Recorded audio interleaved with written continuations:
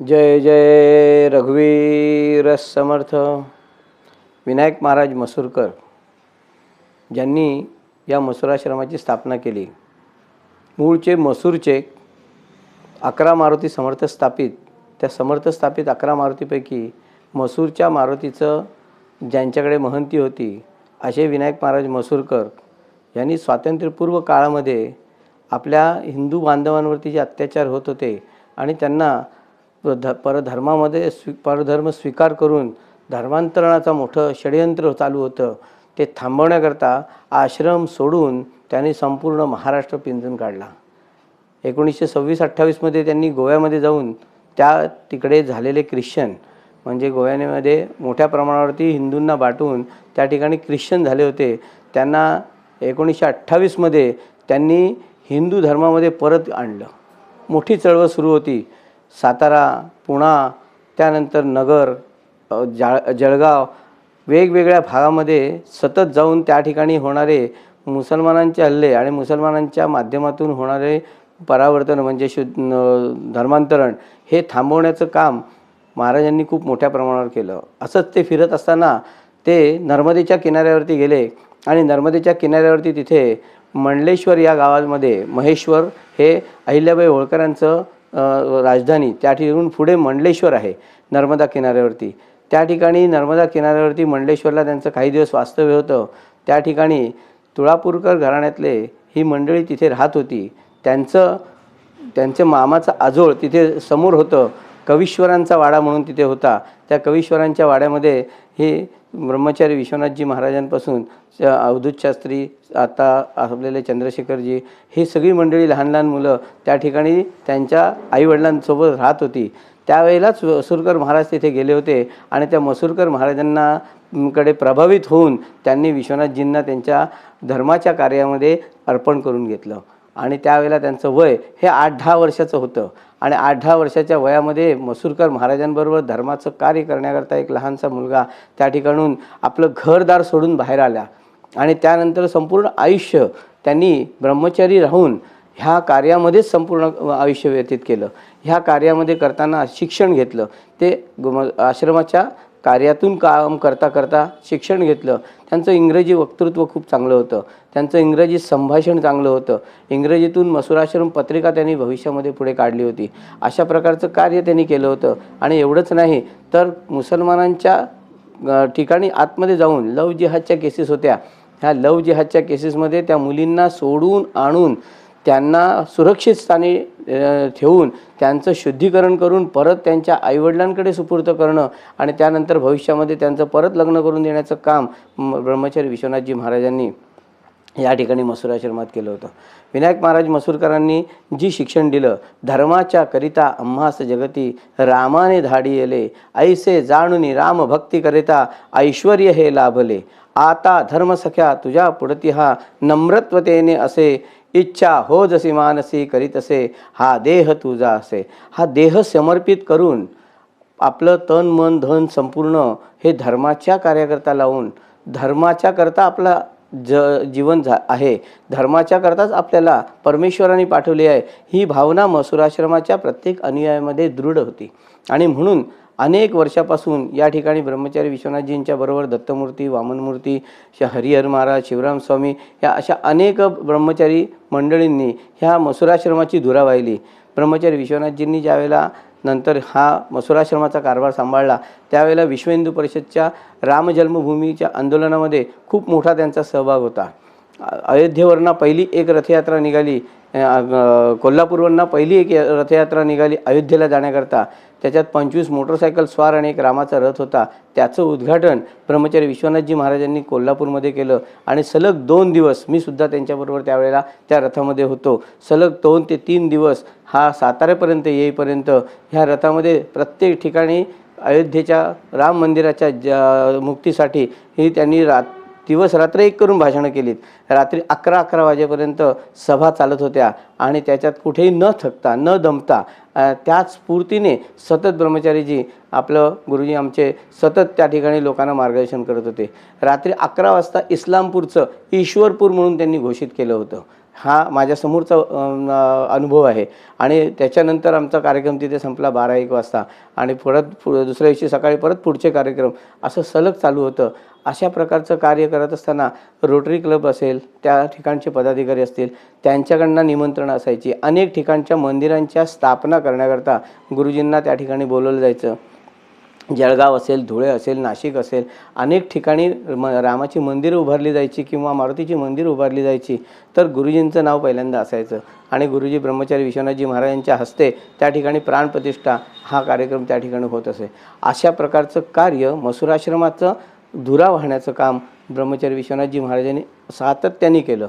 मी त्यांच्या सान्निध्यात आल्यानंतर या ठिकाणी बरेच कमी काळ मला त्यांचा सहवास लाभला. 3-4 वर्ष मला त्यांचा सहवास लाभला. पण 3-4 वर्षात सतत जिथे जिथे त्यांची भ्रमंती होती तिथे मी त्यांच्याबरोबर कार्यरत होतो, त्यांच्या सेवेमध्ये रूढ होतो. अर्थात मी छोटा होतो, लहान होतो, नवीनच दीक्षा घेतलेली होती, परंतु नवीन दीक्षा घेतली असली तरी सेवा म्हणून त्यांच्याबरोबर सातत्याने होतो. अशा वेळेला अचानकपणे एक दिवस आम्ही इथे सगळे एक मुंजीचा कार्यक्रम इथे हे केलेला होता आणि गुरुजींना अचानक हार्ट अटॅक आला आणि त्या हार्ट अटॅकमध्ये गुरुजींचं त्याच वेळेला निधन झालं. खूप लोकांना दुःख झालं. या ठिकाणी सदाशिव निंबाळकर म्हणून एकाचं सय्यद खान होता नगरचा, त्याचं शुद्धीकरण झालं होतं. ते सेनाभवनात झालं होतं.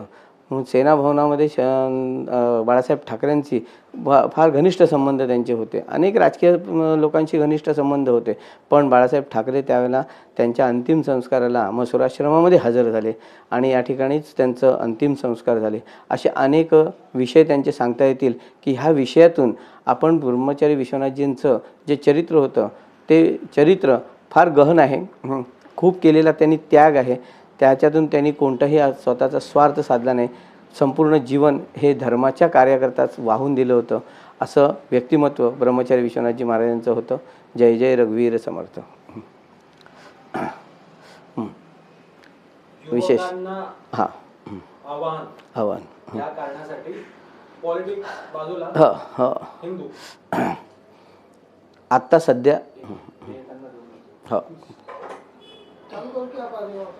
नाही एक ही मिनिट